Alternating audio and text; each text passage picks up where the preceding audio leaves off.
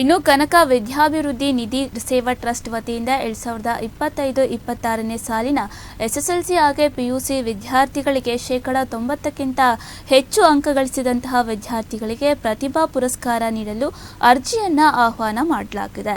ಟ್ರಸ್ಟ್ನ 24ನೇ ವರ್ಷದ ಪ್ರತಿಭಾ ಪುರಸ್ಕಾರ ಉಚಿತ ನೋಟ್ಬುಕ್ ವಿತರಣೆ ಹಾಗೂ ಶಾಲಾ ಕಲಿಕಾ ಸಾಮಗ್ರಿಗಳ ವಿತರಣೆ ಸಮಾರಂಭವನ್ನು ಜುಲೈ 11ರಂದು ಬೆಳಗ್ಗೆ 10:30ಕ್ಕೆ ಪಟ್ಟಣದ BH ರಸ್ತೆಯ ಕನಕ ಭವನದಲ್ಲಿ ಆಯೋಜನೆ ಮಾಡಲಾಗಿರುವಂತದ್ದು.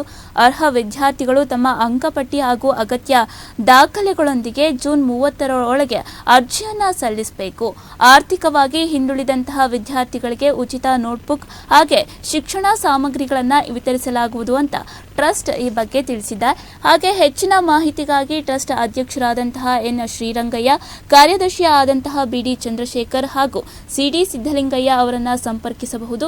ಟ್ರಸ್ಟ್ ವತಿಯಿಂದ ವಿದ್ಯಾರ್ಥಿಗಳು ಹಾಗೂ ಪೋಷಕರು ಹೆಚ್ಚಿನ ಸಂಖ್ಯೆಯಲ್ಲಿ ಕಾರ್ಯಕ್ರಮದಲ್ಲಿ ಭಾಗವಹಿಸುವಂತೆ ಮನವಿಯನ್ನ ಮಾಡಲಾಗಿದೆ. ಈ ಬಗ್ಗೆ ಮಾತನಾಡಿದ್ದಾರೆ, ನೋಡೋಣ.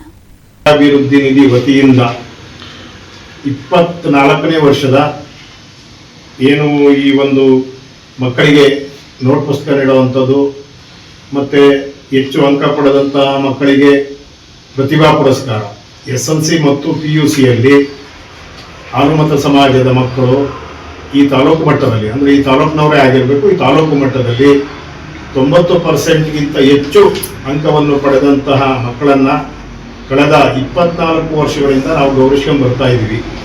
ಅವರನ್ನು ಪ್ರತಿಭಾ ಪುರಸ್ಕಾರ ಮಾಡೋದು ಒಂದು ಕಡೆ, ಎರಡನೇದು MBBS, engineering, diploma, nursing, ITI ಮಾಡ್ತಿರ್ತಕ್ಕಂಥ ಮಕ್ಕಳಿಗೆ ಸಹಾಯಧನ ಅಂತ ನೀಡ್ತೀವಿ. ಆ ಸಹಾಯಧನ ನೀಡ್ತಕ್ಕಂಥ ಕೆಲಸವನ್ನು ಮಾಡ್ತೇವೆ. ಅದರ ಜೊತೆಗೆ ನೋಟ್ ಪುಸ್ತಕ ವಿತರಣೆ.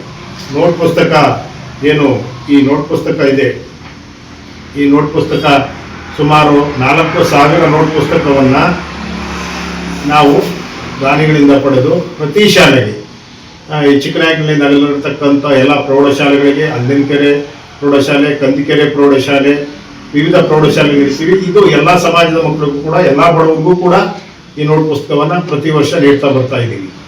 ಅದೇ ರೀತಿ